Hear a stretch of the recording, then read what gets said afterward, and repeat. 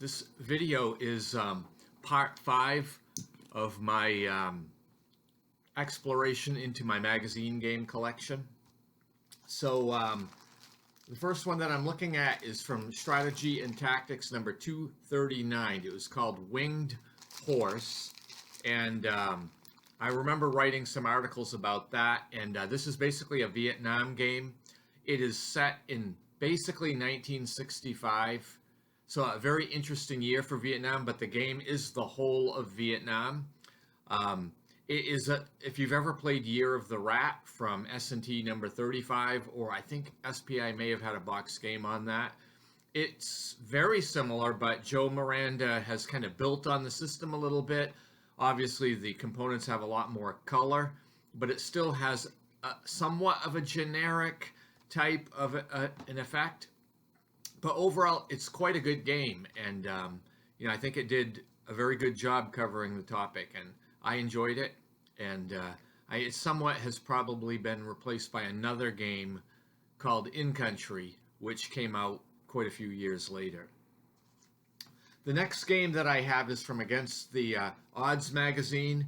This is Guns of the Askari, and it's ATO number 38, I think.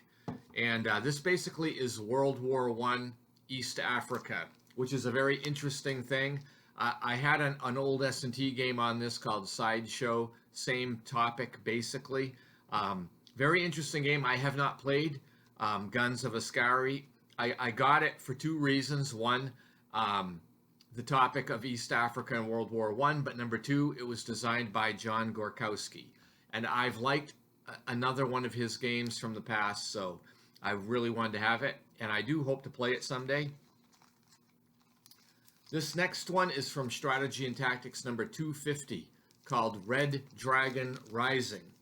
And this is a hypothetical game about a potential war with China, and it was set to cover, around 2012 to 2014. So the game, obviously we came and went through those years without this sort of war, thankfully. But this system was designed by Bruce Costello, and actually this game was as well. And it is a interesting system. It uses area movement, and the system got co-opted into a number of other games that were produced in the magazine realm. One that I remember is Norway 1940. Another one, Falklands Showdown.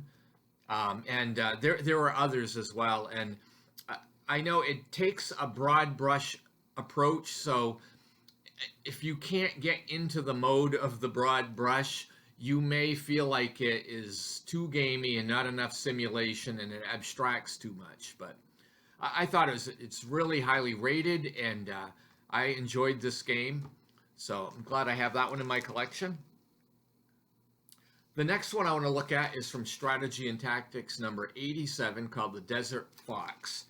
Now this game covers Rommel's campaign for North Africa from like April 1941 through December of 42. So it goes all the way up to El Alamein, and designed by Richard Berg. So it has all of what you would expect, and it's one of his better designs. It's a highly rated for a magazine game. It actually holds up well, especially considering with all of the more modern entrance into the Desert War, whether it's by the gamers or MMP, GMT has been into that space, and and other companies as well. So it's a good game as I understand it. I have not played it myself, so I have it in my collection. I would like to play that as well as Trail of the Fox sometime.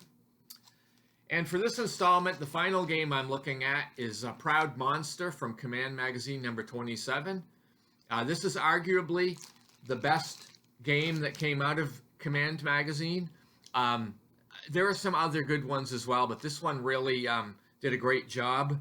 It was designed by Ty Bomba, and it was before he got so sterile in the game designs. And I don't mean that as a slam against Ty. Some people really love those games, but this game was really good.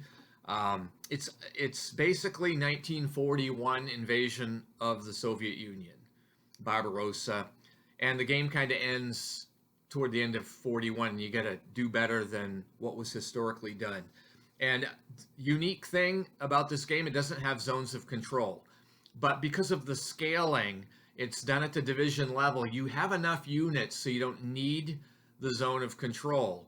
But when you punch a hole through the units, it allows you to kind of mimic the, the surrounding of the Soviet units, and cutting them off, and like what happened historically. So that it works quite well. Another thing that was done in this game, and it had certainly been tried years before by SPI, James Dunnigan, but the Soviet units are untried. So they're upside down with a question mark as to what their strength actually is until you attack them for the first time.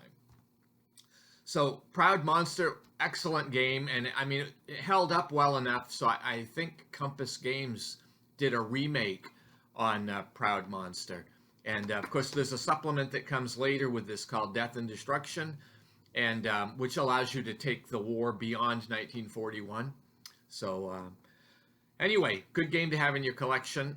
I would just like to say thanks for watching. If you are interested in seeing more of my magazine collection, please stay tuned, and I will try to put out some more videos.